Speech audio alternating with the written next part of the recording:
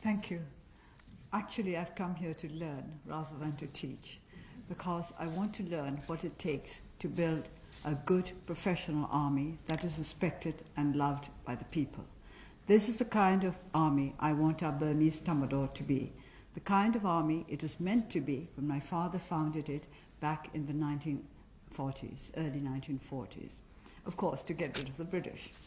But not because we didn't like the British, but because we loved freedom better. I think all of us have a right to be free. That is what human beings are made to be. We want to be free to assert our own identity, to be able to follow our conscience, and to live in a world where we are the equal of all others. The reason why I came to Sandhurst is to find out what leadership means in military terms as well as in human terms, because you cannot get away from the fact that soldiers are human beings as well. The very first British military man that I felt I got to know was General Slim, because I read his memoirs when I was quite young to try to get to know more about the war in Burma. And I liked him because he liked my father. It's a good reason for liking somebody. And he made the point that the reason why he liked my father was because he could do business with him. That also I like. A military should be about doing its own work. Every organization in the land must understand what its duties are, what its responsibilities are, and what is not for them to do. That is very important. Over the last several decades, actually over the last half century, which is a long time, I think none of you cadets are anywhere near that age, our military has become politicized. This to me is not a desirable development. It was not meant to be that way. When early in the days of the newly fledged Burma Independence Army, my father said, this was in Burmese and I'll translate it into English. It doesn't sound quite the same because it rhymes in Burmese and it doesn't in English. But what he said was that the country should not be the servant of the army must be the foundation of the country. That is exactly what you are trying to teach people in Sandhurst. You serve to lead. We had a small discussion this morning as to whether to serve to lead was the same as to lead to serve.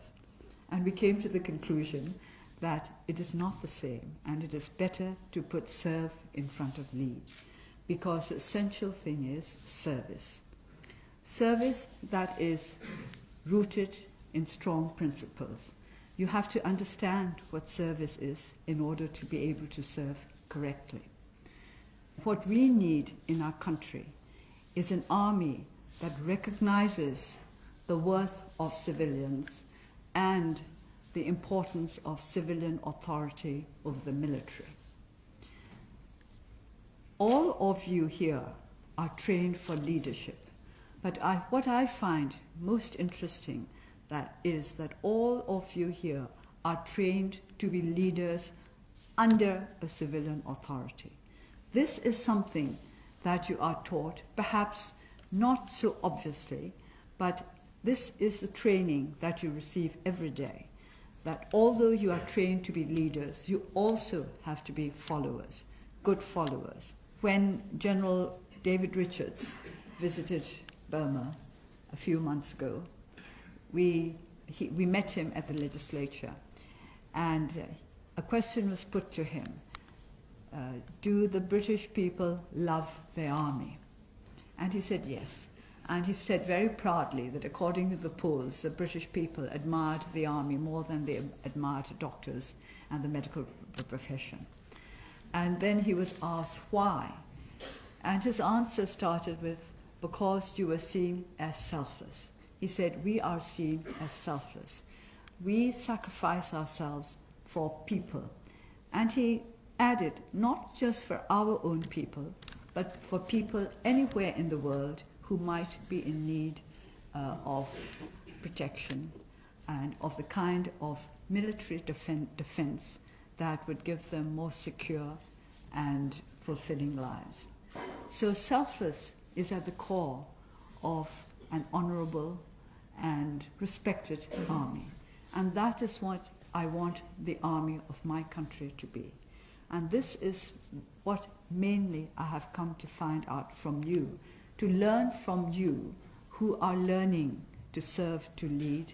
What do you think is needed to make an army that for decades has held political power understand that there is nothing more honorable than a professional army which is interested not in political power but in helping to uphold the will of the people as expressed through the democratic institutions.